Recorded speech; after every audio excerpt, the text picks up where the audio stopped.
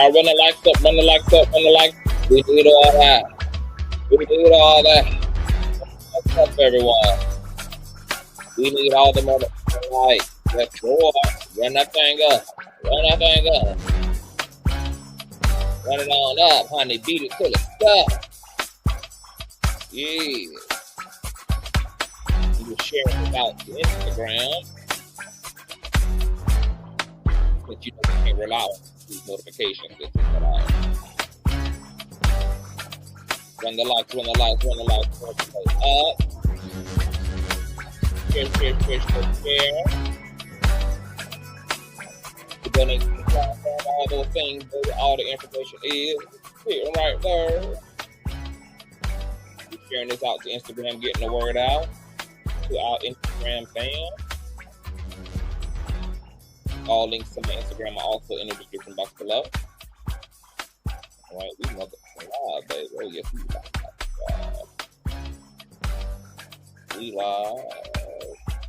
If you're part of the Replay Gang, remember you can always fast forward through the introduction because you have that luxury and privilege. Sharing this out. Baby, I'm the baddest. I'm the baddest. Oh, yeah. Cause I'm the baddest. I'm the baddest.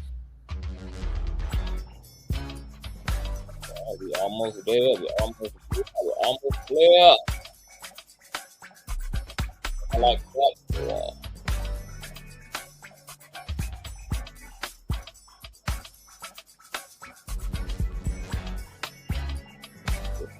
Sharing out to social media. Get all the preliminary bullshit out the way. Oh, yeah.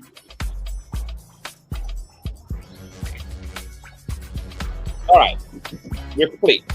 What's going on, YouTube? Hi. Happy Monday, everybody. You guys already know what we're here to get into. We got quite a bit of a docket. Couldn't be here too long, though. Before we get into the shenanigans of it all, please thumbs up the video until it's absolutely stuck. You guys know that thumbing up the video not only helps with YouTube's algorithm, but more importantly, it triggers up YouTube's notification system. So when you are thumbing up the video, you are literally knocking on the digital door of another Conscious crew member and telling them to get their black asses into the sanctuary. So whether you're part of the Replay Gang, part of the Bush Baby Gang, or you active with me in real time, bully that like button. If you love everything that the King does here, you can always donate to the platform at $Consciouztv and or PayPal.me/ConsciouzTV, and that's conscious but with the Z on the end, just like it is here on the channel.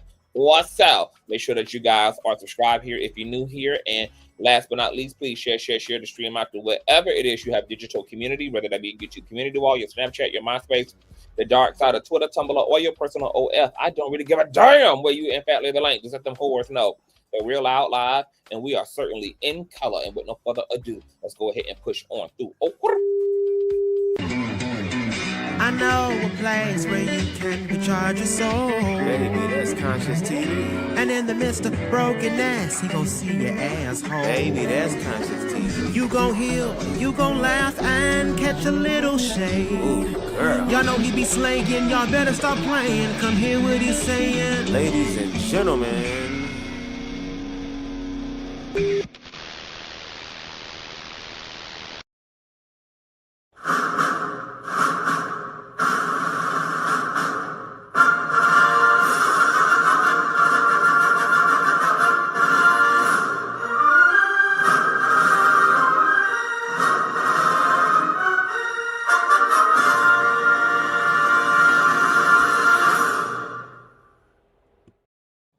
What is going on, Conscious crew? Hi, everybody. Happy Monday. Hope you guys are having a wonderful start of the week and had a blessed weekend. I had quite a lovely weekend. And we're here to get into the shenanigans of it all, child, because it is so much going on. Let me see something here. I feel like trying to get my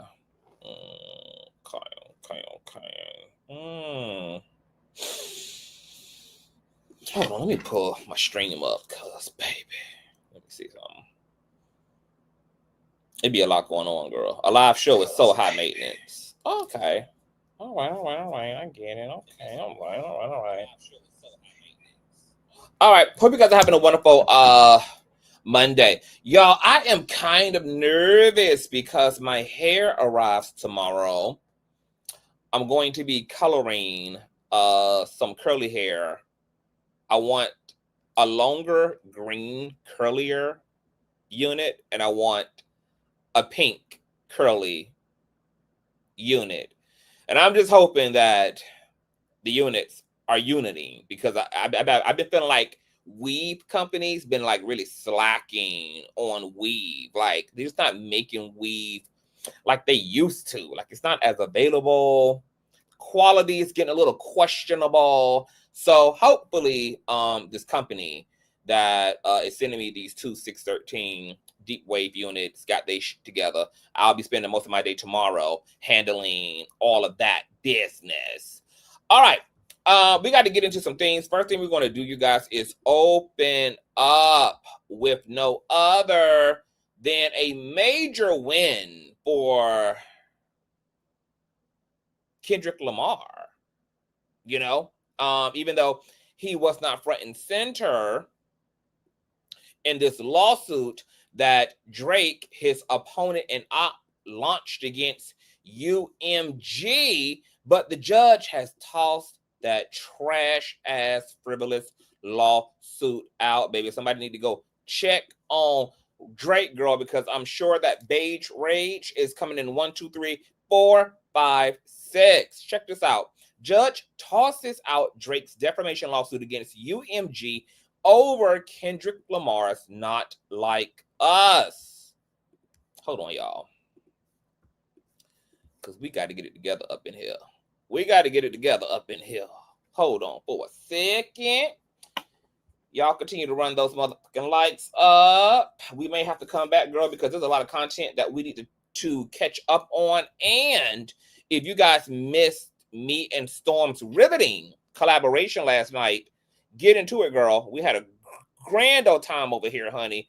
We talked some natural medicines, caught up with Storm and his trip to Africa, got into Cat Williams and Tasha K. We got into some of the YouTube drama. Oh yes, honey. We got into the things, honey. We had to shake the table, bitch.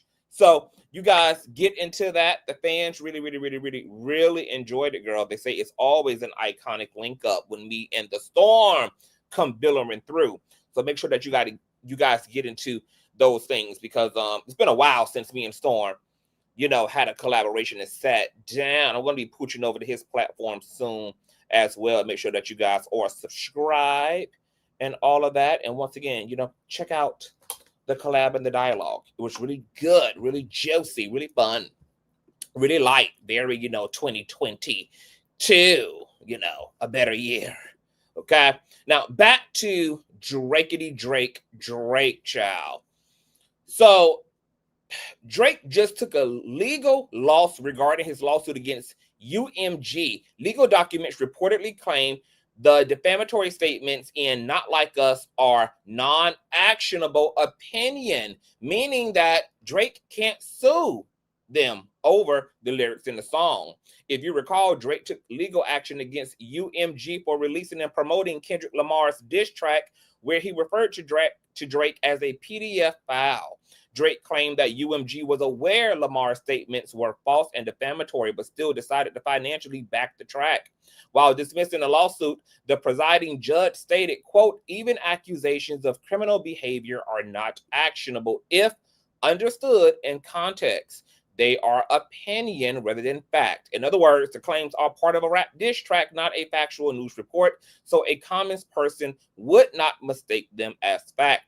The court also mentioned that Kendrick's PDF file line was a clapback in response to a bar from Drake's tailor-made freestyle. My God, today, girl. Drake just need to go ahead and retire, girl. I mean, to get your ass whipped not once, not twice, but 3 times, girl. Like, you really messed around, Beige King, and fucked with a real black boy, magic girl. And the way that Kendrick and his Infinity Stones and his goddamn spiritual altar came together and united, you know, like the goddamn Captain Planet heroes and snapped Drake ass out of existence is hands down one of the most epic, legendary, historical rap L's in history. And I just can't believe that Drake navigated from Degrassi all the way into, you know, hip hop and culture vulture down to the ground, only to be reduced to ruins and ashes in this way. I mean, the courts whipped your ass. UMG whipped your ass. Because the gag of it all is that following the judge tossing this frivolous suit out, UMG made a very happy-go-lucky response that I'm sure gaslit the fuck out of Drake by saying, hey, we're glad this is over, and we're happy to continue to do business basically with both men. So it's a win for UMG. I mean, I don't understand. And you know what? A lot of people were saying, girl, why did he not sue Kendrick? Kendrick was the one who made the claim. Well, that would have ended up even worse because Drake has equally slandered Kendrick Lamar in previous diss tracks. So, you know, it would have been 0 times 0 equaling motherfucking 0. And Drake is so narcissistic that he was truly convinced that there was no way that we genuinely liked Kendrick's diss track. He was completely convinced, girl, that he was a more beloved cultural figure.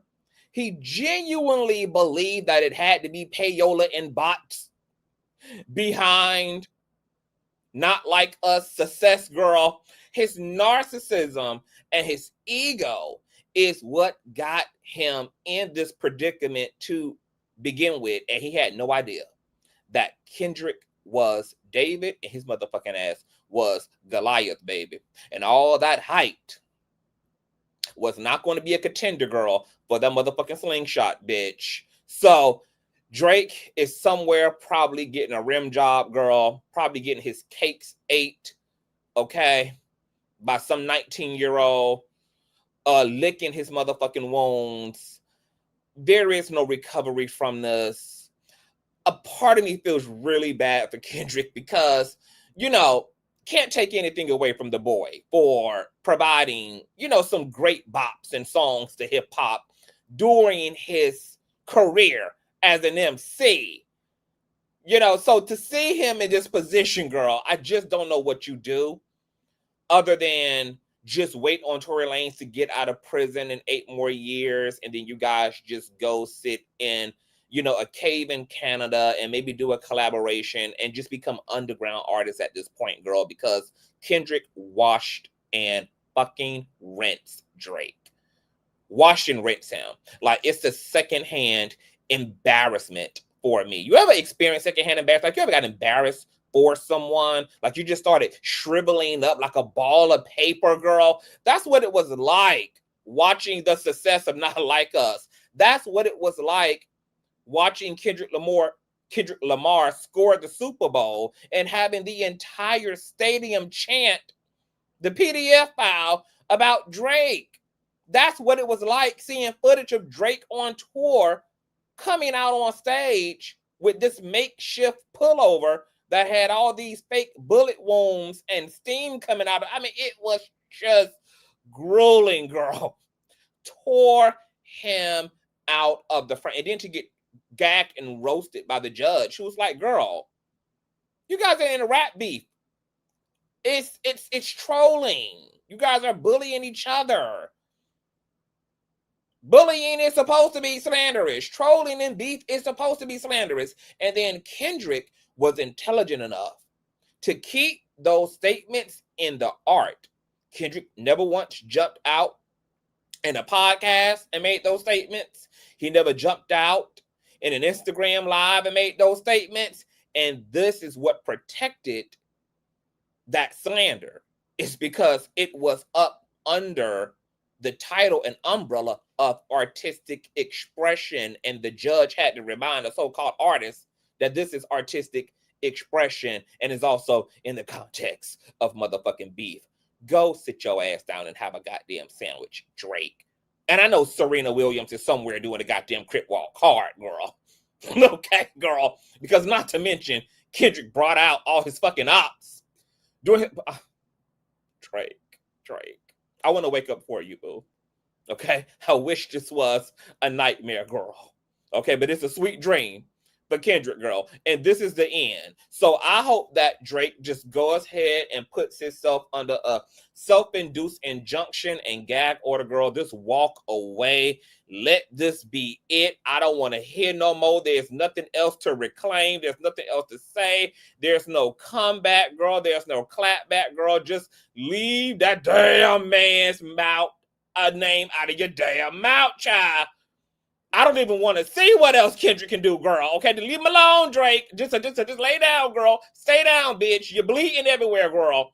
Just lay down. I got the ambulance coming for you, girl. The helicopters and the choppers are on the way, honey. Okay? Just stretch your body out and relax all your muscles, baby. EMT is on the way. Do not get up, Drake. Don't get up. But word on the curb, y'all, is that Drake's silly ass is talking about appealing the judge's decision, girl. So, Drake is just a stickler for torment, girl. I don't know whether Drake is a sadomasochist.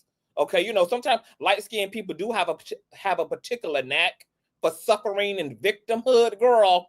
So, I guess he's just gonna lean in until there is nothing left of him, child. But shout out to Kendrick Lamar, girl. This is what happens when you fuck around and find all the way out, baby. Don't call people to the motherfucking carpet, girl, if you can't compete where the hell you clearly can't compare at. So I'll keep you guys updated on what unfolds if Drake files an appeal against the courts, girl. It's a mess. But right now, we're going to put Drake on the sick and the shut-in, y'all. Moving along. Because somebody right now that I am struggling with is our Kamala Harris. Our interracial auntie is really getting on the last nerve I have working in my nervous system. I wanted this woman to be president. I voted for the first time and got my ass in line with people who were fighting for their EBT and SNAP benefits in order to cast my vote for our biracial auntie. And, my heart was completely crushed and broken when she lost the presidency, girl. And didn't just lose, bitch. I'm talking about lost, girl. She lost it, the race, bitch. I'm talking about, girl, she lost at a rate that made it appear as if Kamala had never even entered the damn presidential race, girl.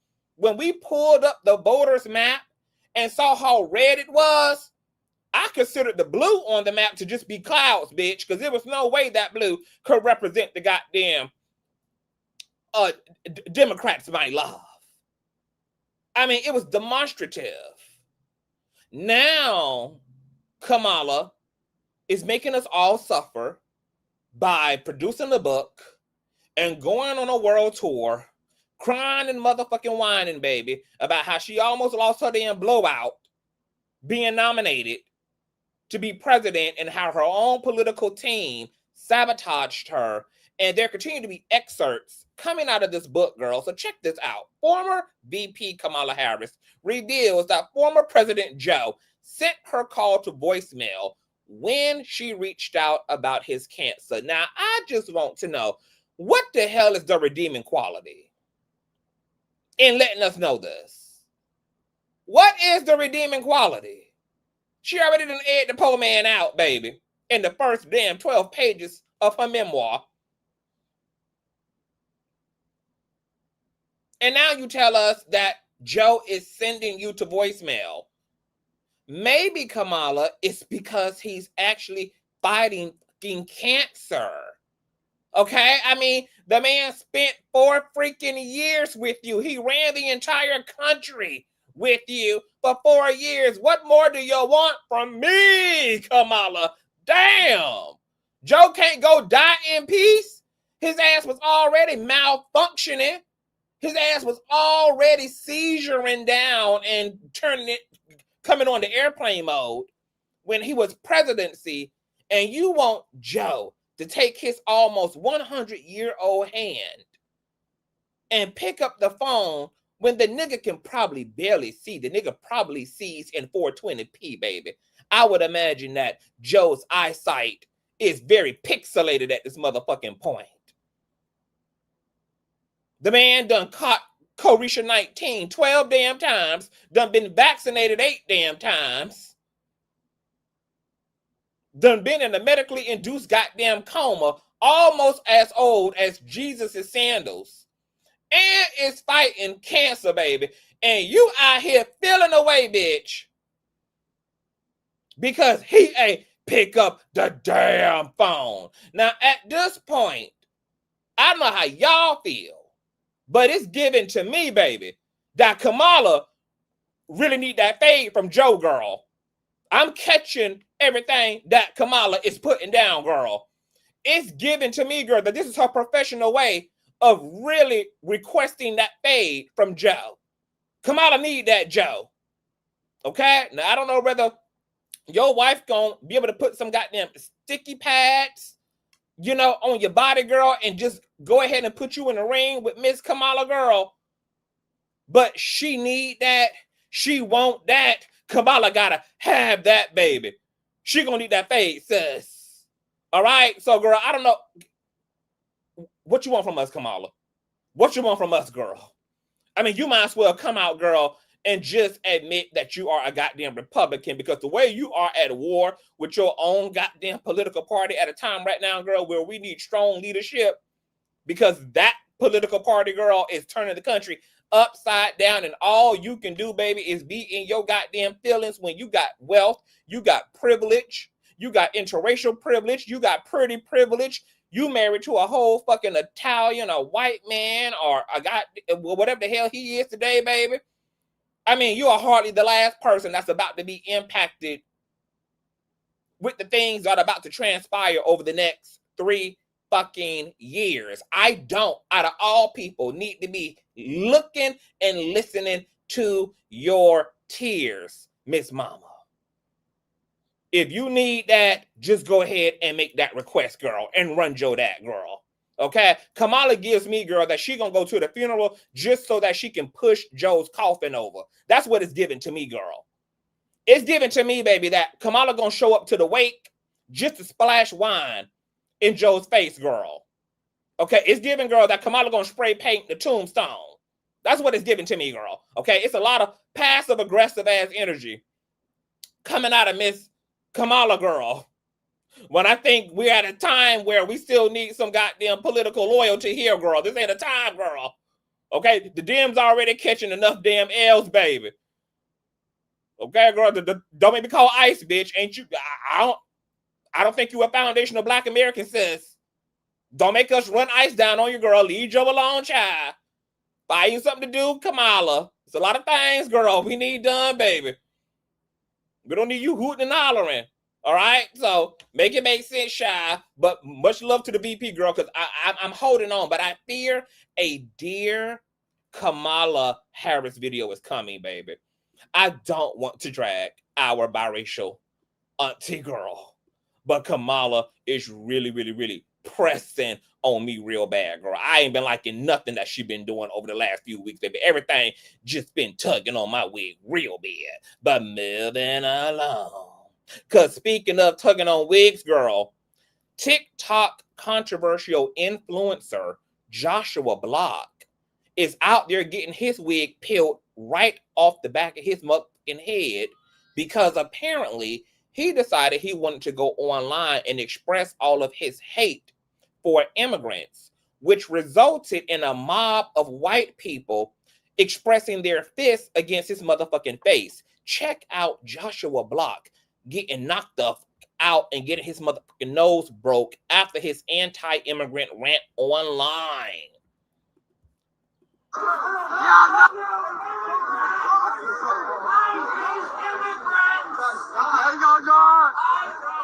Yeah.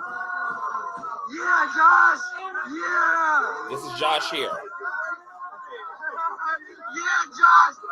Yeah, no. No.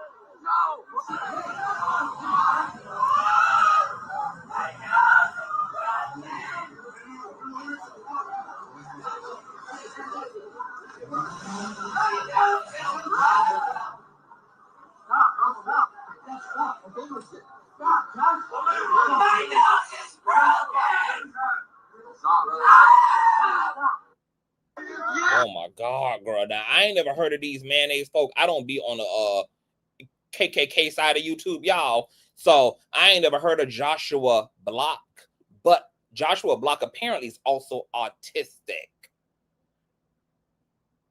And for some reason, his parents, girl, allowed him to be online with the shits, spreading hate that done resulted in his ass getting knocked and buck on. And not only apparently is he autistic, but he's also a struggling alcoholic. So now the question is, did Joshua Block deserve this ass whipping?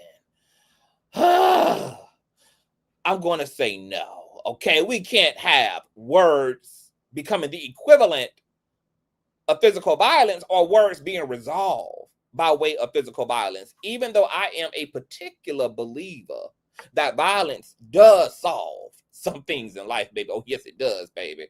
Okay?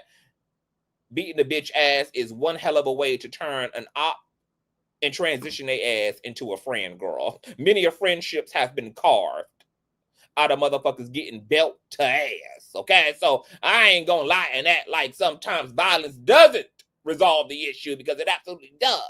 But all in all, you know, there were other ways to deal with Joshua, such as just simply starting a petition, raising awareness, getting Joshua canceled, making the public aware that he's freaking trash and nobody should support him or watch him or view him, etc.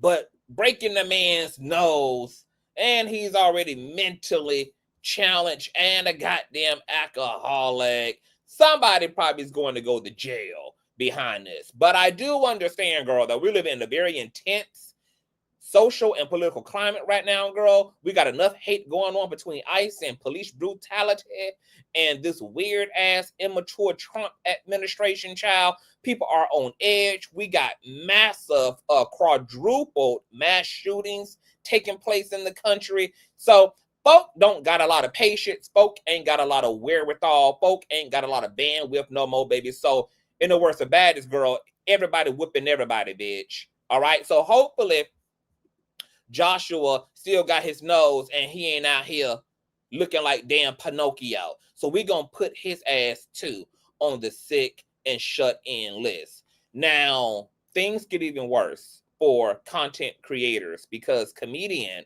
Nas on the Gram gets slammed online after going live with a fellow creator by the name of Maggie Joe Davis and making some of the most egregious, disrespectful comments towards her. Now, I am going to pre-warn you guys. This isn't going to be an easy listen. Nas on the Gram apparently this is a part of his brand when he gets online. This is kind of like the way he talks to women. It's kind of like, you know, his own thing. And we are going to play his apology video in the aftermath of what's about to happen. So, trigger warning. And here we go. Nas from the Gram. Drunker than a cooler brown. Online with an autistic content creator. You're really a big for you. really got to me to cover that punk. That's why you know. That's why you have TPN and your motherfucking hair is finished. You look like Donald Trump. No. Did you vote for Donald Trump? Huh? Did you vote for Donald Trump or not? Yeah. You're a bitch. You're really a big girl. Where you stay at? It's not business. Shut up, girl. You look ill. You're disgusting. No. I'll spit on you. Then I'll throw your pussy. No, I'm not. and make you have my child. Would you have my child? Be honest. Why so much? Bro, would you have my fucking child away? You want me to nut it?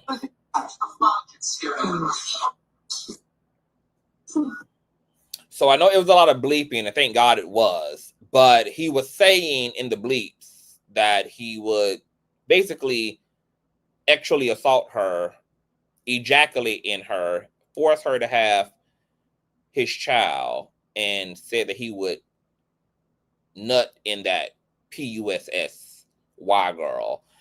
Now, as the live stream went on, people were telling us, like, bro, you know, like they were trying to get him to slow down, girl, pull the reins back, girl, like, you're doing too much, you know, Maggie is special needs, etc. And seemingly, once he realized what the moment was, he kind of scaled it back and tried to be very nice and courteous of Maggie, etc. Maggie didn't really seem to understand anyway what was happening to begin with, because even after he said all this, she was just like, well, what are you doing? How was your day? What did you do today? Like, it was clear that she kind of didn't have a concept of what was even taking place, which I guess is a good thing in this damn case. But it led to massive social backlash. And so Nas From The Gram did a part 1 apology explaining himself. So check out his explanation, child. Okay, so as many of you guys have seen, there is a video of me going around interacting with a person with a disability in a very disgusting way, to where I couldn't even watch the full video. And I want to sincerely apologize to Maggie, her friends, her family, anybody else that have seen that video and seen me act in that manner. I was overly intoxicated that day, which does not excuse my behavior whatsoever. And I have yet to even this day watch that video to its entirety. I watched about 18 seconds of it and I literally cut the video off. So what really made me realize, honestly, that the drinking needs to like stop is when I woke up the next morning, I didn't even remember a lot of the things. Somebody brought the video to my attention, and in my head, I was like, there's no way that video, like, it can't be that bad.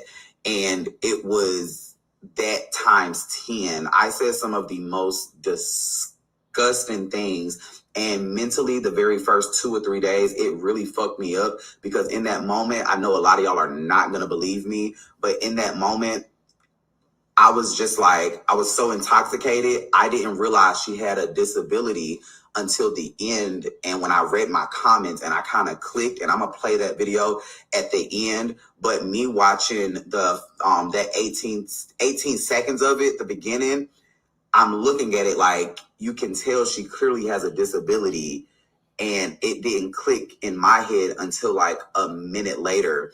So once again, I want to apologize to Maggie. I really think that night really made me realize that I need to stop drinking. I need to put the drinks down, because it really genuinely, it really disgusted me to where I just couldn't even watch the full video, if I'm being honest with you. It was so hard to watch the first 18 seconds of the things that I was saying. I was trying to find Maggie's social media, like Instagram or Facebook or TikTok or something, so I can apologize to her personally, because I believe on Favorite you can't send messages. But I'm going to play the because I've only seen the first 18 seconds of it, and what I'm about to play for you guys now, to where you can see where I realized, and like I read the comments and I kind of like stopped. And I do want to also say that it does not make it right, no matter who was on the other side of the screen. It just doesn't make it right whatsoever. And yeah. Okay, so as many of you guys have seen. Hold on, y'all. He was just about to play the goddamn part too. There is a video of me going around. I can't even fast forward it, so I'm gonna have to let it play again, y'all. Sorry. Interacting with a person with a disability. Now, also, actually, as he's saying that, let me explain this. So, apparently, y'all, like, if you, because I don't follow Nas either. I've seen his content like in my algorithm on Instagram, but apparently, what they do on this app that he mentioned, favorites, is they just like talk to strangers. Sometimes content creators come across other content creators, but Nas has like this style of vulgarity that's kind of like a part of his, I guess, brand. And I guess when he goes to roast or whatever, this is the way that he talks to everybody. And it's kind of just, I guess, meant to be in lighthearted fun. So if you don't follow him, I guess you wouldn't know that context, and it would just look like, what the fuck are you doing? Which it can still be argued that this being considered fun and even being a thing is very questionable. But it is what he does, and his fans like it, and it's what's expected of him on the app. So he was doing what he normally would do. In this case, it happened to be with Maggie, this autistic creator, and yeah, it wasn't received well. I think there's a longer apology video, or maybe he's going to regain his commentary after he plays this clip of what happened after he said those things. But he also says that he didn't want to like also treat her differently because she was autistic. So it was kind of a way of him like treating her like he would like anybody else. It was like his own kind of like, I guess, twisted way of normalizing her. So like, I get it, but yeah, he missed the mark on this terribly. He should be doing exactly what the fuck he's doing right now, which is taking responsibility, publicly apologizing. Hopefully someone would have sent him Maggie's information and he can privately also apologize to her. I'm glad he's not like running away from it. And Nas, as far as I'm concerned, I've never seen a lot of controversy around him. So it is given that this was just an honest, reckless mistake, and he done got caught the fuck up. The criticisms and chewing out against him are legit, and should be there. And yeah, he's taking what he calls responsibility. So this is what happened in the aftermath, y'all. Check this out. So let me scroll down. Put the audio on. You guys should run the likes up.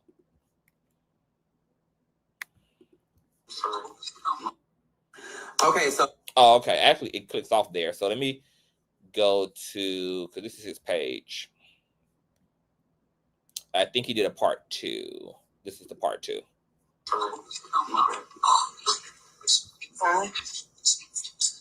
And you can see the comments here, like, what do you do today? Nothing. I just went on TikTok. Do you have a TikTok account? See, she don't even know what didn't even took place. But he kind of pulls it back now that he realizes what's happening. Yeah, I know. Let's go. So it's not good. I'll give you a follow. Yeah, apparently he does. Okay. Let's go. Let's go. Oh. What you did today? Nothing. I just went live and just chilled and relaxed. What about you? No. And you can kind of like visibly tell that Nas is like faded as well. I'm not doing anything. Where do you stay at? I stay here in my house, watching TV. No, what state do you stay? Arkansas. Arkansas? Yeah. Let's go. Let's go, guys.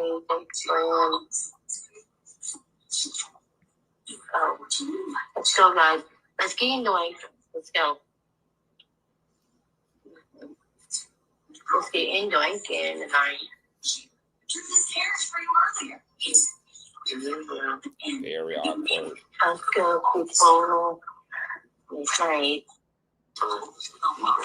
Okay, so he posted that. Let's see if he posted another. Okay, so that seems to be it. Let's see what he says here. Okay, no. All right, so let's read the comments. A few of the comments underneath this. Wait a minute, what is this? Hold on. All right, this is Dave. Okay, no, that's him getting a transplant, girl. Jesus Christ. Why are all these black men losing their hairlines? I don't understand. Someone says, I think you should take this down. It's very misleading if you aren't going to post the entire video, which to his point he did. You know, but you can only upload clips of certain that are a certain length. So he had to post part 1 and part 2, which we did watch. This person seems to be not clear about that. He says, you need to post the entire video with the disgusting things you said to this young lady. Majority, everyone is saying they don't see anything wrong because this is only the cleanest part of the entire video. If you are going to take accountability, take 100% of what you said, do your research, etc. I mean, he is apologizing. I don't know what else people do expect from him. Okay, so as many of you guys have seen. So my question to you guys is, how does he clean this up outside of publicly apologizing, privately apologizing? What else? Because maybe what also needs to come with this is Nas giving up this style of content on these apps so that this doesn't happen again.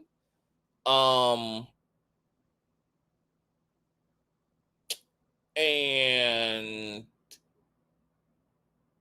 yeah, to just like change behavior is the best apology. So just scrapping this whole segment, scrapping this whole thing he does, because God knows. I mean, if he ends, and here's another thing too. Why the fuck do people do anything drunk? When my friends get drunk, I take their phone, I take their keys, I take everything, bitch, that can become a problem by the time they wake up tomorrow. Okay? So I don't even understand why people get active when they're drunk.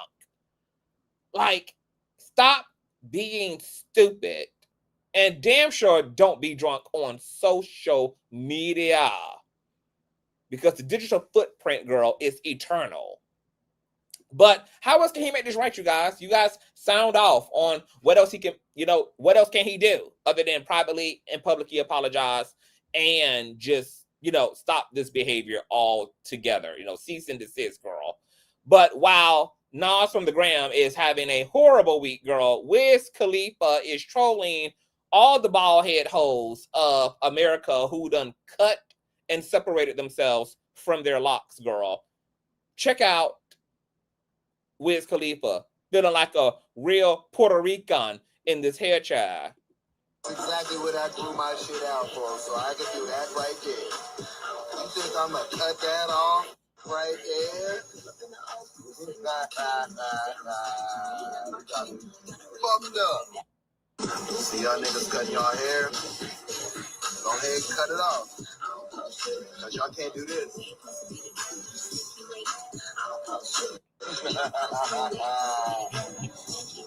That's exactly what I grew my shit out for, so I can do that right there. Girl, feeling like a whole Puerto Rican girl. Wiz Khalifa is so adorable, child. He's a chronic cheater, girl. But most cheaters are chronically adorable. Speaking of cheaters, girl, young Berg opens up about his past relationship with Kareen Steffens, better known as Superhead, for those of you who are old enough to have been around for the video vixen era. Superhead is kind of the one that exposed all of the whoring and misogynism and all of the hypersexuality that goes on in hip-hop. She has laid down with everyone from Nas to Jay-Z to your most notable and favorite rapper. She's even done some adult content with some well-known adult male entertainers, such as Mr. Marcus, one of my faves, until he ended up with a dirty dick. But that's like a whole nother story for another day.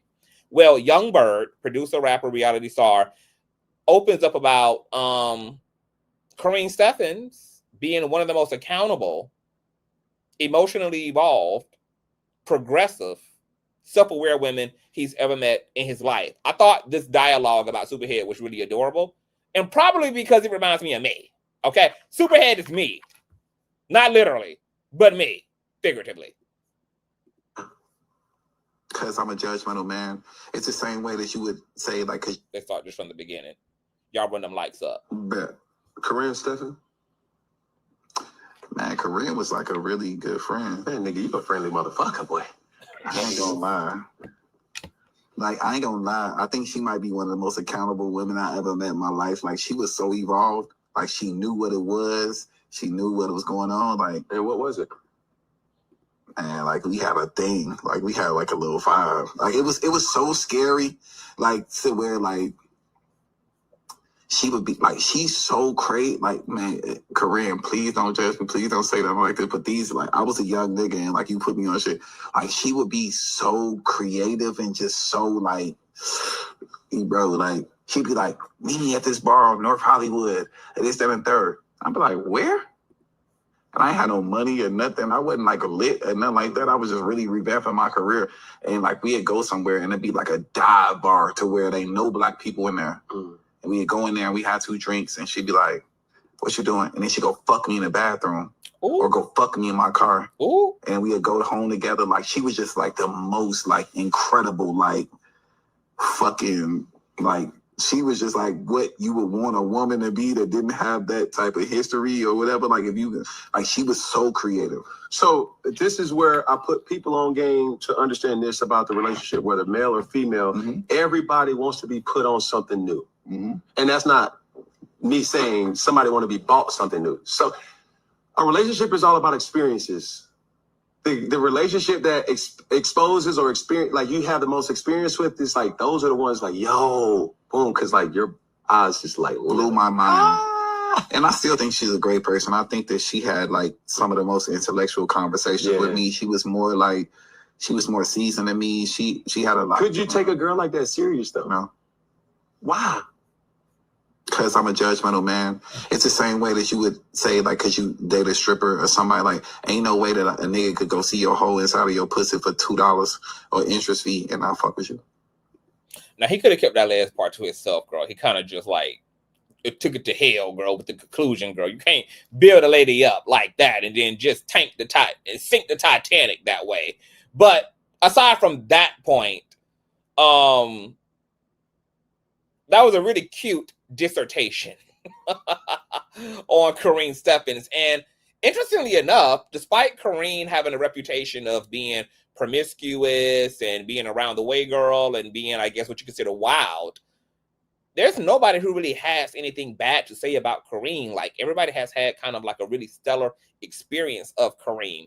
And when I was listening to this breakdown of her, it got me to thinking about like how this is kind of like how I navigate at this point in my life with my boyfriends. Is I'm very poly and polygamy right now. And I more so am into like experience and connection, not so much the logistics of relationships and monogamy. Like, I kind of feel like I've really grown out of traditional relationships. And I know that life is better spent just focusing on adventure and focusing on being connected, and not per se rather you're going to get married or rather your partner is faithful to you. I feel like people should be free to just be and to live their lives accordingly. And if there are people who want to be a companion to you along the way and that you feel compelled to be a companion to along the way, like, why not? You know, but I know I'm not personally interested in keeping anybody from being with who they want to be with. And as long as there's respect and transparency, like, I'm cool on everything. And, you know, I'm just into, having some really great love experiences with my niggas and being voyagers, okay? And fucking down in the men's restroom. Oh, yes. You know, fucking, you know, in the back of the Uber. Oh, yes. Fucking, you know, doing the most. Oh, yeah. Running from the cops. Bonnie and Clyde type shit. Oh, yes. You know, that's where I am at 40. So shout out to Kareem for just being a badass bitch. And the irony about what young Berg is saying about him not being able to ultimately be in a relationship with a woman like Kareem because he basically could never be with a hoe is the fact that men tend to forget that a woman can't be a hoe without a man. So what's the double standard about? Like, women can't be hoes independently of men. Okay? So, baby, you know, it's always a 1 + 1 equaling 2 situation. And it's interesting that men, you know, definitely believe in being community ping and definitely believe in sharing themselves out, girl, and getting as much cat, as much throat, as much ass as they can swallow up in one life, while also never wanting any of that behavior to take any of their, you know, cool points off of their social equity. Still wanting to be seen as kings, still wanting to be seen as gods, still wanting to be revered and admired and respected. But their female counterparts just end up as a throwaway Mary Magdalene in the Gospels. My God, today.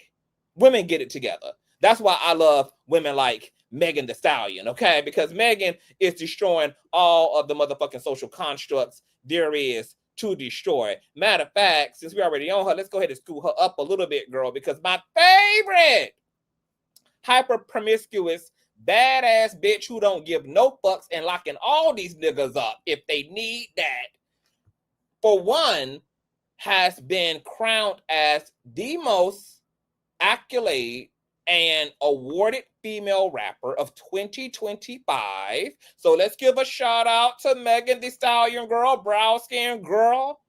Got the block motherfucking hot, okay? And she recently got awarded, matter of fact, I don't even have it here. She got awarded at this mental health organization. She ended up speaking. You know, Megan has been very transparent about her mental health struggles. This was in her documentary last year. You guys know she's suing a alleged blogger, YouTube uploader, Milagro Scams for cyber stalking, harassment, etc. You guys already know everything she's been through with Tory Lanez and with Kelsey and, you know, the loss of her mom. Meg has experienced a lot. Well, in sitting down and taking her award, she got very open, very vulnerable, very transparent about her mental health struggles. She ended up in tears. Let's check out Megan Thee Stallion being completely present and vulnerable. So nobody gonna take care of me. Oh my God, what I gotta be next day. I just gotta go. So through all of that grief, I was just working and trying to be the best Megan I could be. And I didn't know I needed therapy. Until one day I was just like, damn, I am really sad. And it's really scary how sad I am. Yeah. I've been there. And it was like, I didn't care what happened to me. And I didn't want to feel like that. Like, I should care about my life. Yes. Thank you for sharing. Y'all, man, I love this woman, man. This is one of my favorite motherfucking women, y'all. When I tell y'all, I stand. Now, you know, we tug on the wig about favorites over here, too, because I got to be a non-biased commentary. So, you know, we've had to give Meg some fair share of criticisms, such as how she handled Kelsey in that whole ordeal. But, you know, this girl is her. Meg is whomever the hell she believes and thinks she is, girl. That's her. I can't tell you how refreshing it was to just watch her just show up the way she did in a moment like this. And it also tugged on my heartstring because, you know, I think most of us who have lived a little bit probably can relate to the feeling of despair, hopelessness, loneliness, have gone through this type of mental distress before in our lives. There was definitely a point, especially in my 20s, where I didn't feel connected to life either. And I was more interested in going than I was in staying. And just like Meg, I had to do the work. A lot of my personal stress came from not knowing how to advocate for myself, not really understanding what my needs were, and not knowing how to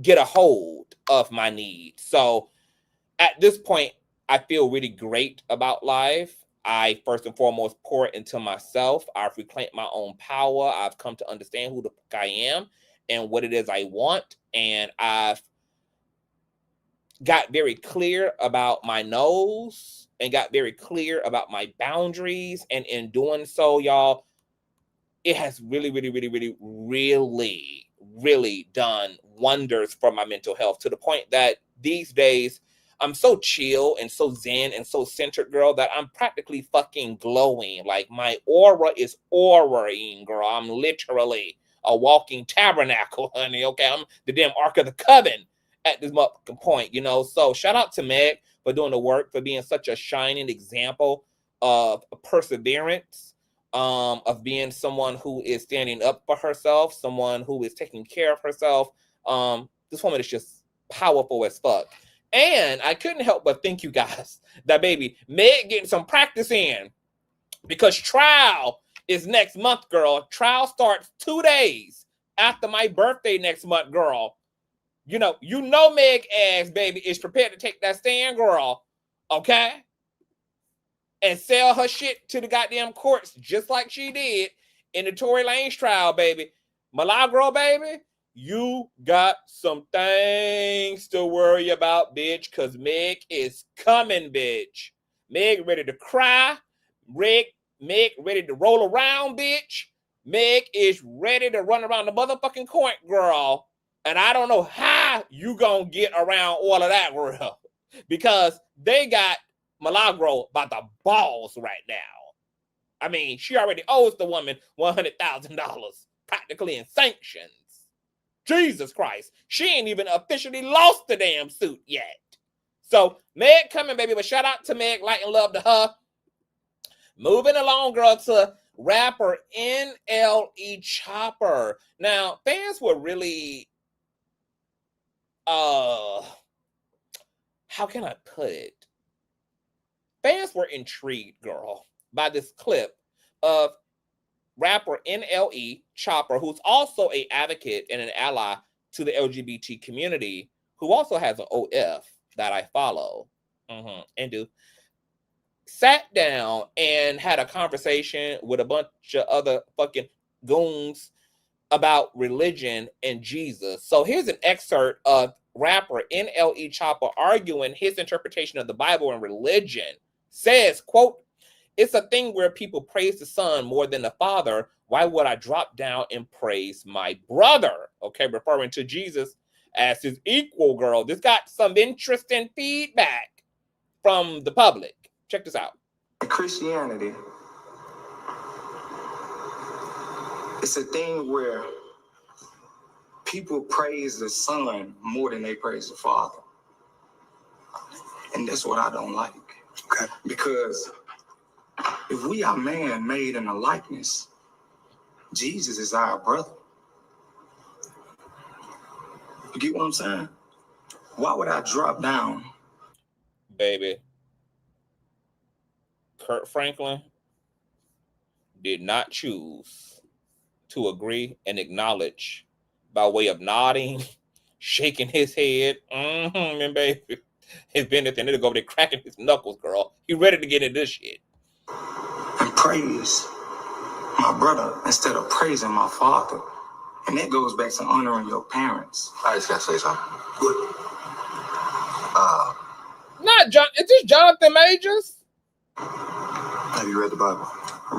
Girl, have you read the manual on not putting your hands on frail white women?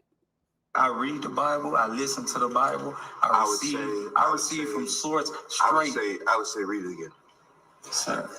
I would say look at that footage again, Jonathan Majors.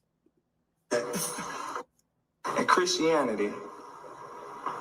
Now y'all know, bitch, I'm gonna have to go watch this whole thing now. I ain't even look at this clip until now, girl. So I'm gonna have to go look at the whole thing, girl, to see what the hell, because it looked like you got real intense, baby. I wouldn't be surprised if niggas started throwing Bibles and fists across the table What's interesting, though, to me about rapper NLE Choppa's interpretation of Jesus being practically his equal is that there is enough in the scriptures to extract that from the Gospels. Jesus says things like, why do you marvel at the things that I can do when you can do those things too? He says things like, you will go forth and do greater than I. He says things equivalent to, you know, if you have seen me, you have seen the Father. And when you all go in my name, they will see me in you.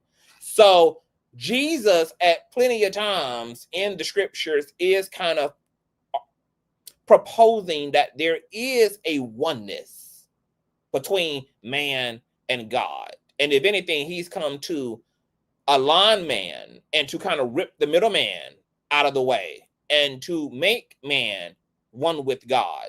What's interesting even more about that is that there's a event in scriptures where Christ is sitting around with the disciples and he gets to Peter and Christ is asking all of the disciples, like, what the hell are the paparazzi saying about me? What is everybody saying about me? And he gets to Peter and Peter says, because he asks Peter, like, who do you say I am? He says, you are the Son of God. And then Christ says, no one could have revealed that to you other than my Father who's in heaven. And on this rock, I shall build my church. And what a lot of people don't know is that the church and the rock that Christ is talking about is the church of divine alignment and oneness with God. Because he acknowledges that only God in heaven could have revealed that to Peter. And that's exactly what he wants to accomplish in all of humanity, is a direct line and union and communion with the Creator. So I'm not opposed to NLE's interpretation of Jesus. It definitely goes against the commercial, interpretation of Christ being this high vibrational savior figure who is just so far away from man and man is below Christ, etc. But that doesn't really match the tone of Christ's personal sentiment. So interesting shit. And you know what? I'm just glad that these niggas are talking about something other than being passport bros and how many hoes they got. And this is kind of refreshing that these men were kind of having an intellectual dialogue over religion and spirituality. So shout out to Kirk and shout out to Jonathan Majors, who got an opportunity to not go upside a white woman's head because he had to be booked and busy down there with rapper Chopper to get into some Jesus talk, child.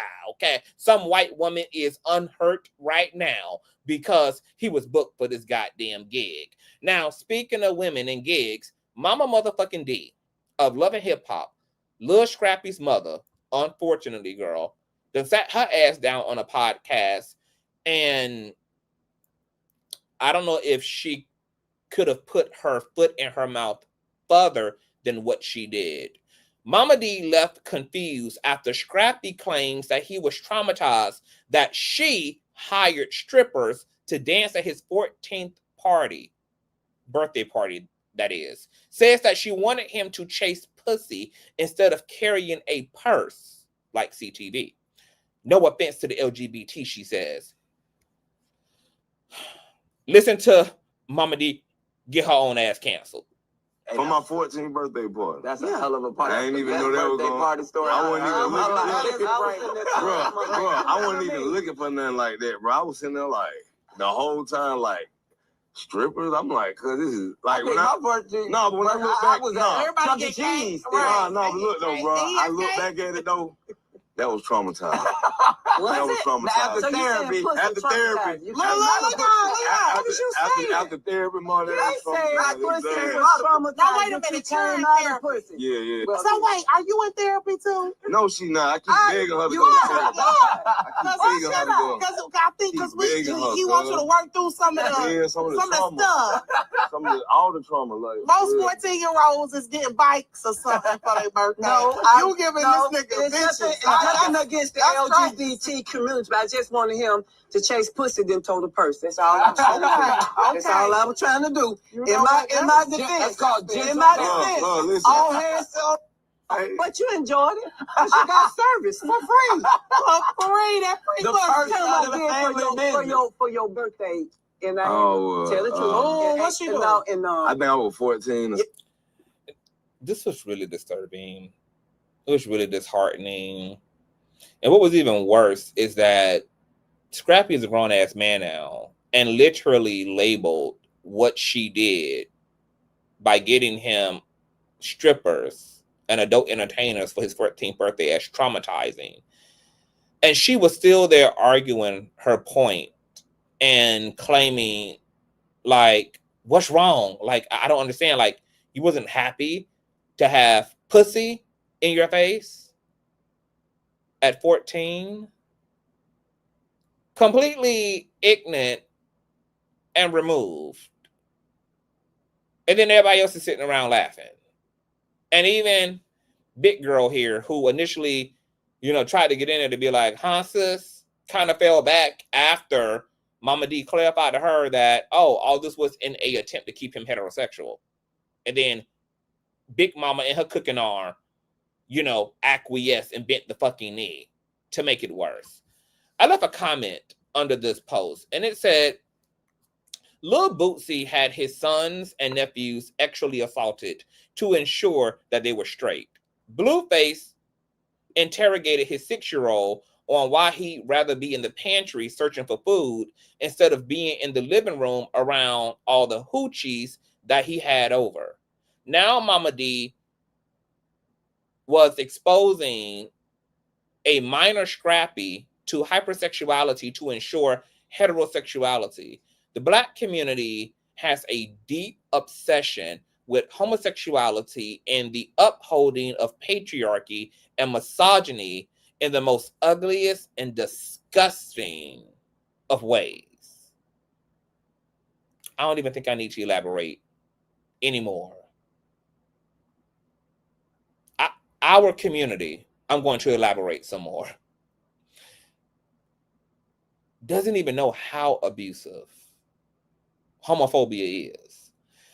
And the fact that there are Black parents who are literally,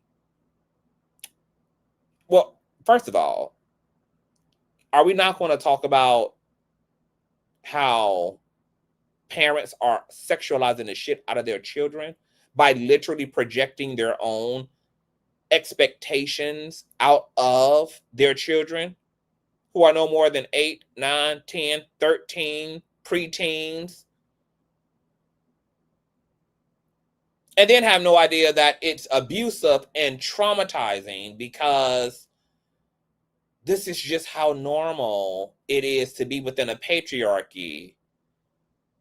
And the double standards of how literally young Black men, young Black boys are over-sexualized, their bodies are sexualized,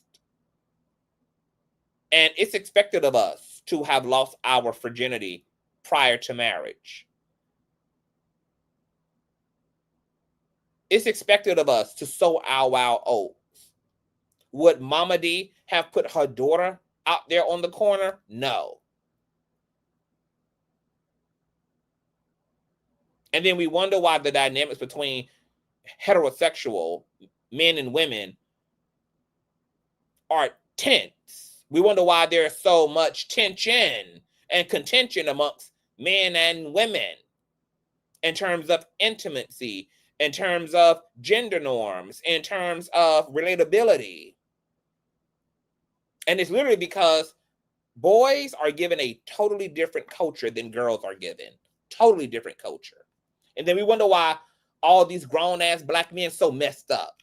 So fucking messed up. Drinking themselves into a lean and alcoholic coma, smoking and indulging in narcotics until they're in a goddamn coma, hypersexual as hell, have no sexual discipline, Look at all of the data behind Black men's mental health. Black men's mental health is collapsing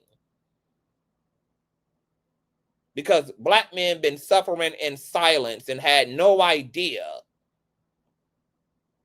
what was even happening to them until they became old enough. And even now, bringing vocabulary to those injuries gets met with laughter and gets met with the narcissism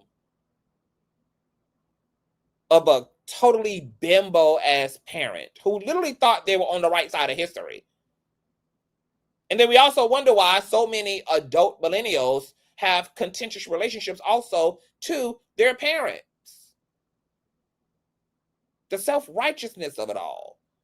It's kind of unbelievable how obsessed our community is with sexuality. Momma Dee needs to be met with just as much scrutiny as anybody else. But because Scrappy is a man, and because the context of this type of child neglect and abuse is ensuring that he wouldn't be a sissy boy, he wouldn't be a bocce boy, that's probably for the most part going to be considered socially acceptable for her to have done. This shit is weird. This shit is out of control. And the fact that she would rather have raised a thug than to have raised a genuinely queer child who could have grown up to be a successful fashion designer, a successful musical artist, a successful model, etc. The fact that a church would prefer a pastor who's a pedophile and who has an extensive rep sheet than it be a lesbian or an openly gay or trans person is crazy. And this is still 2025. We got a lot of work to do, y'all. A lot of work to do. And we may come back and have a whole separate conversation on this because, this is a hot topic. So I ain't going to spend too much time unloading. But my God, today, my heart goes out to Scrappy because this ain't the first time he's had a run-in with his mammy and tried to speak to her about a lot of the ways in which she traumatized him, including raising him in a whorehouse, raising him in a drug-infested whorehouse. And she still didn't get it. Still doesn't get it. Momma Dee is trash. And she was a trash mother. And not even so much as her doing what she had to do at the time she had to do it to put food on the table and a roof over her children's head. But really it's trash because she can't even look in retrospect and take any accountability for how Scrappy turned out, which is due to his mammy being a brick. At this point, I think that Scrappy needs to gray rock. Momma Dee ass, no contact, baby. Spare yourself the gaslighting. Last but not least, girl, because this has been a influencer thing, hot topics. Content creator, mainly Mannie. Hold on, y'all.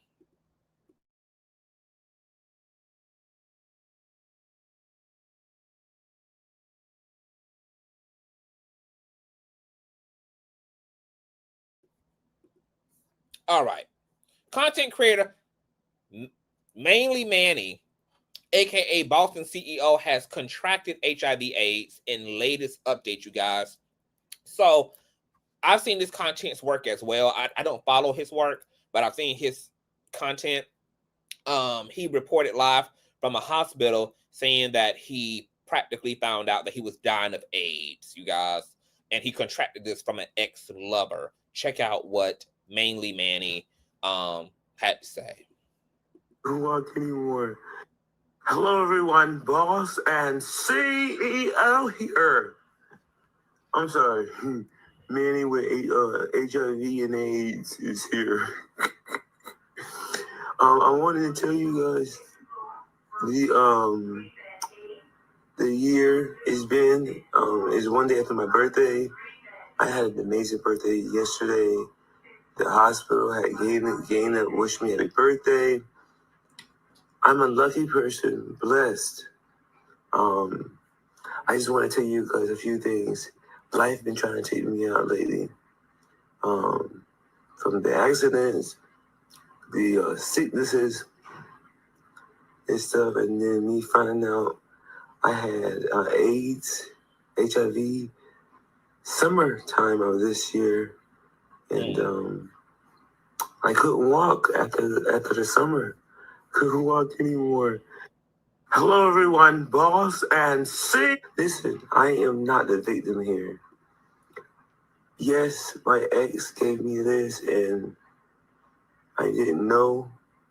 He hated a lot of things, but I'm not the victim because I had signs. I was so deep in love, but God is good. I now know. I'm taking my medication. The only thing is, medication is $4,000 a month. 4 stacks a month. So I'm gonna be working a lot.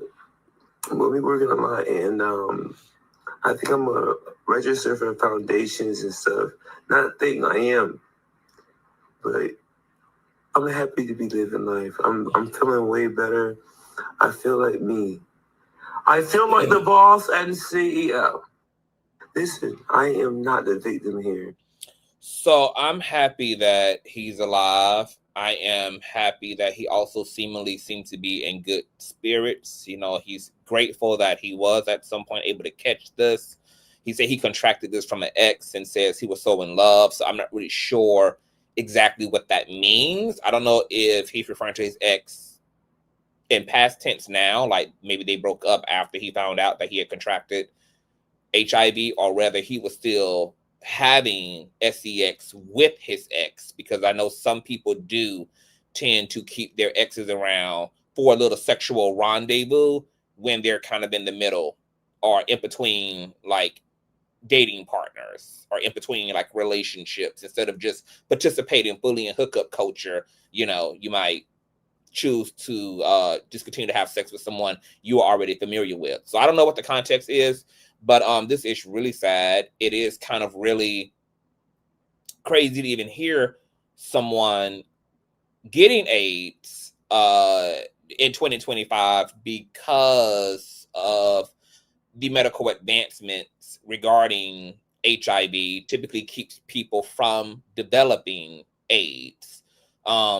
But however, it's clear that he apparently wasn't getting tested, and he started experiencing a lot of symptoms and even lost mobility in his body. I mean, my God. So he's had to undergo some rehabilitation, learn how to walk again, etc. So he's really, really, really fucking lucky to have caught all of this. And what's interesting about me seeing this in my algorithm is that this is consistent with the conversation that me and Storm had last night, because I was talking to him in the live about some of the stories that have started showing up in my algorithm of people intentionally giving people HIV. It's been so many viral stories of men and women intentionally infecting other people with HIV, etc. And this is one of the videos that I was referring to last night, is this particular person on social media who says that people with HIV, herpes, etc., or any incurable STDs should be on a public registry searchable list like sex offenders. I didn't have this video available to me last night, but this is the video I was talking about. Listen to what this lady had to say, which I totally disagree with. To put you into a database that can be searched nationally. Matter of fact, let me rewind this.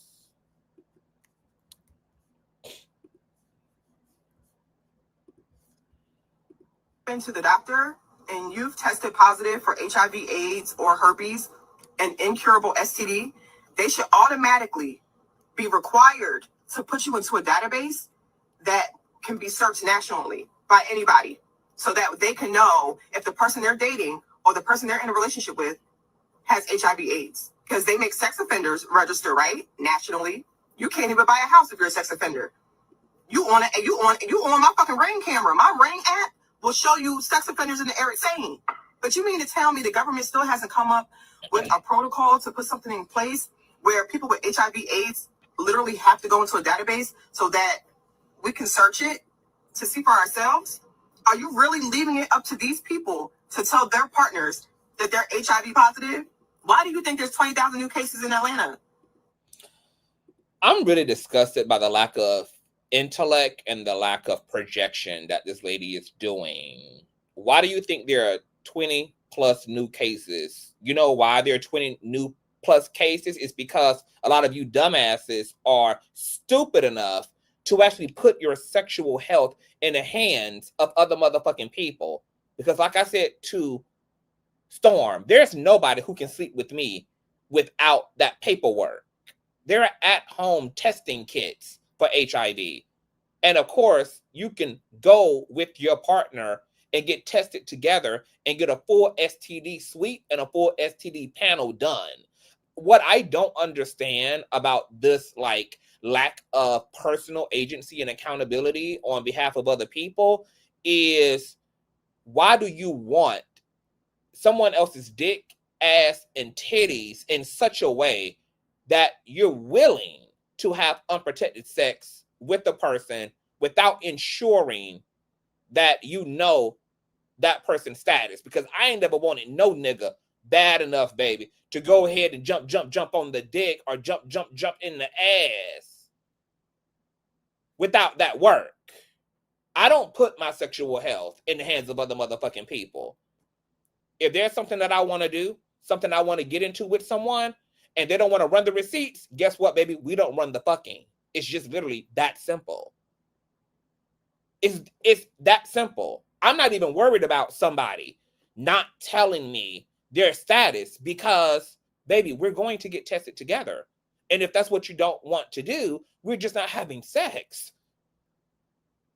And it's just weird to me that she's talking about 20 plus new cases and puts no onus on the people who are non-HIV positive.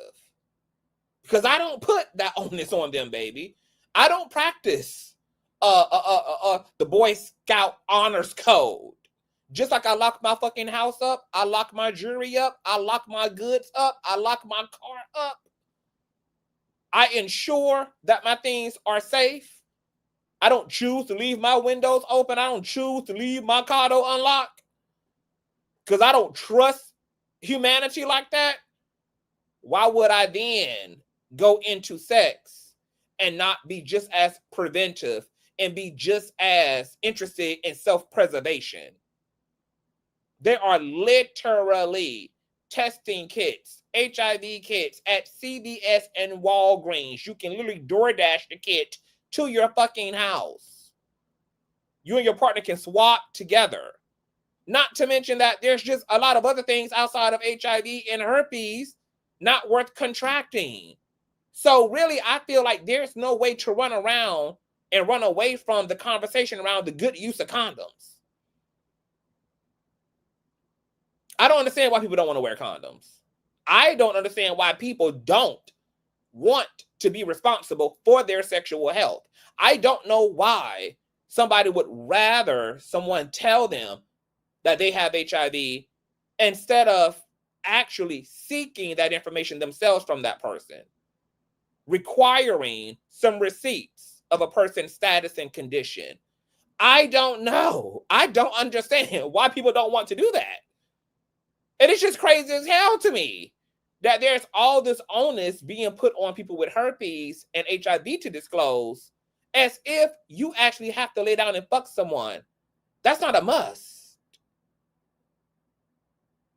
Why are you not ensuring paperwork? Why are you not requesting joint testing, mutual testing? Why? Why are you not asking about people's sexual health? I don't get it. And y'all know how I am. I believe that prevention is first and foremost each individual's responsibility. It's my job to ensure my safety, first and foremost, because I know you can lie. I know that more than likely, if I don't ask, you won't tell. I know that it's possible that you may have something that you're not disclosing.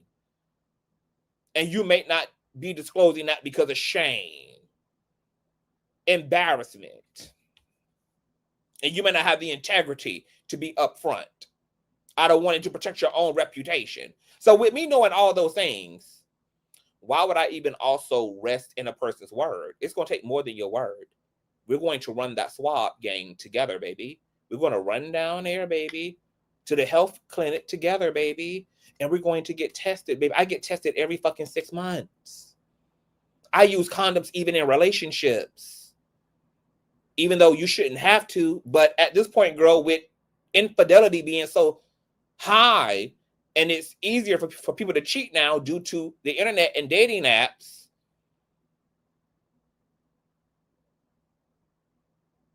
and people are so willing to disregard their covens and commitments to other people, baby, you even got to be wearing a goddamn condom in a relationship, unfortunately.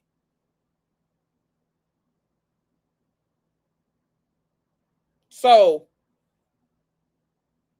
it's like, should people tell?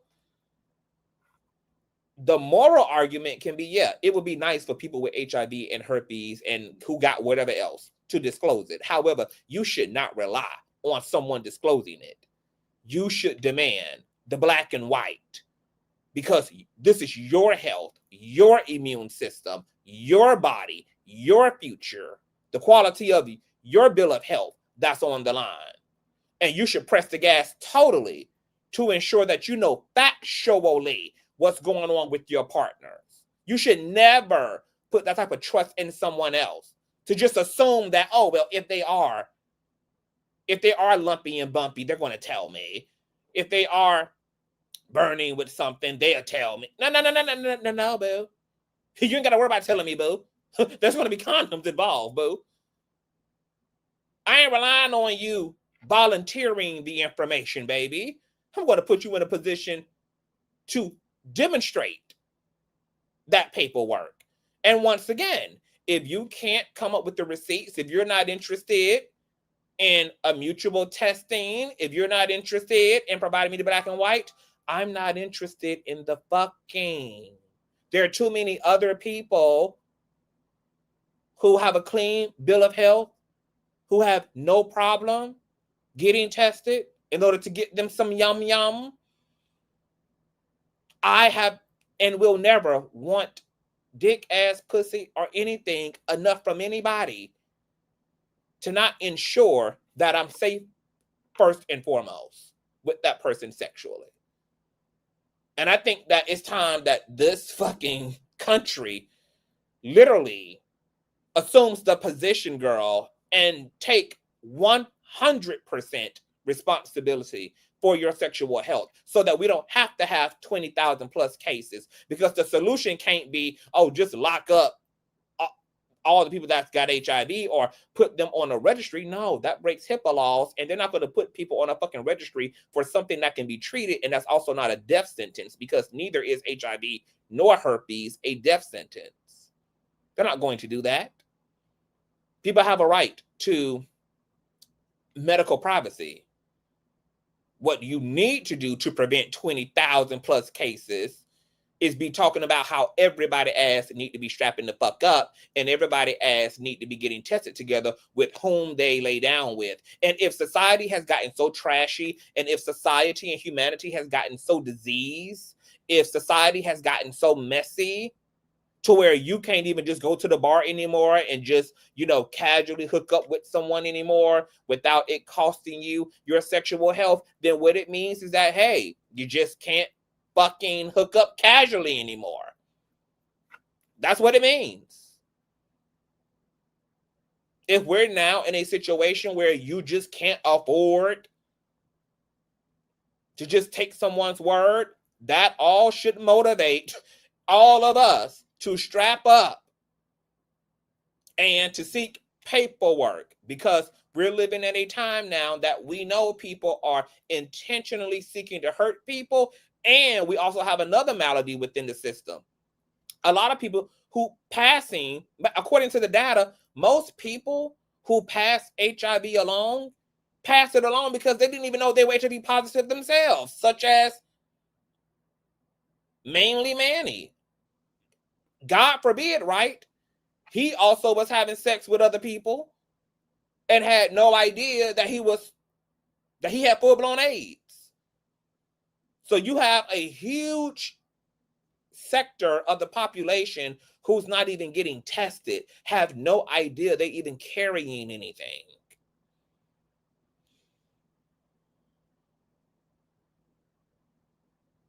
And then if you're not taking care of yourself and you end up infected, and then you sleep with somebody else who's infected, and neither one of y'all are being treated, you also run the risk of getting a mutated strand of HIV, because HIV mutates. It's a transformer.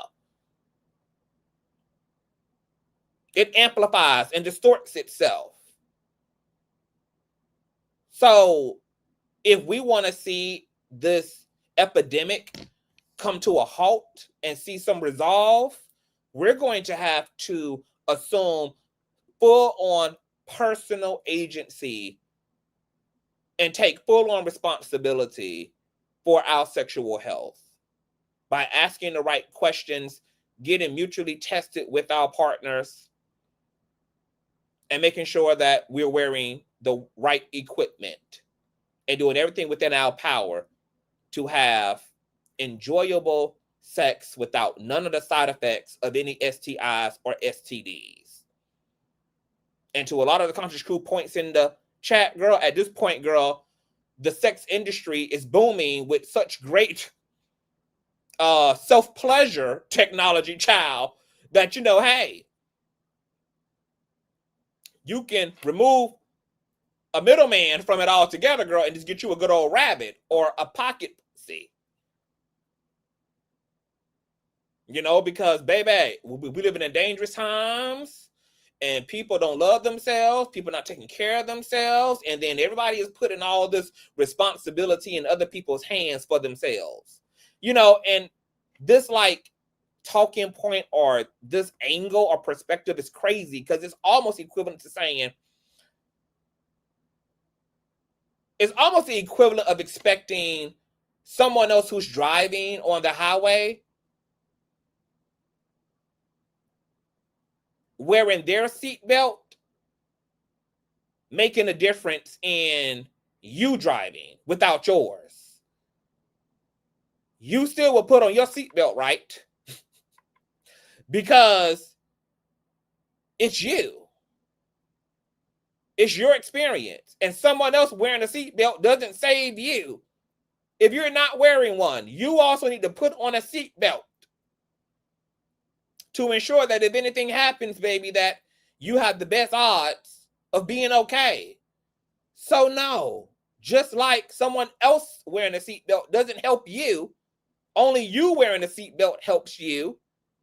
We all need to be in the business of being super responsible sexually and wearing a fucking condom and getting tested together if you need it that bad, baby. Because let me tell you something, 15, 20 minutes, or 45 minutes, an hour worth of pleasure for something that quote unquote is incurable is not fucking worth it. It's not. Strap up, get tested. Anybody you want to lay with, make them run you that, get tested together, and that's how we can start seeing some reduction in these numbers. That database wouldn't even be complete because a lot of the people who pass in it aren't even registered as HIV positive people because they're not even getting tested. You know, like we spend too much time trying to move away from the real solution here. And the solution isn't trying to convince infected people or people who are carrying to tell you. That's not a long-term solution. The only fucking thing that's going to resolve this is us all independently doing our part to remain safe and sound.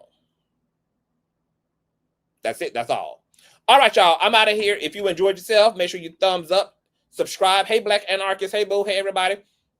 If you enjoyed everything that the Kane talked about, maybe you enjoy all the Kane's work, you can always donate to the platform, Cash App, $ Consciouztv, and or paypal.me/Consciouztv. Email me all at Consciouztv.com. Sign up to Patreon. Follow me on Instagram, etc. I love you guys.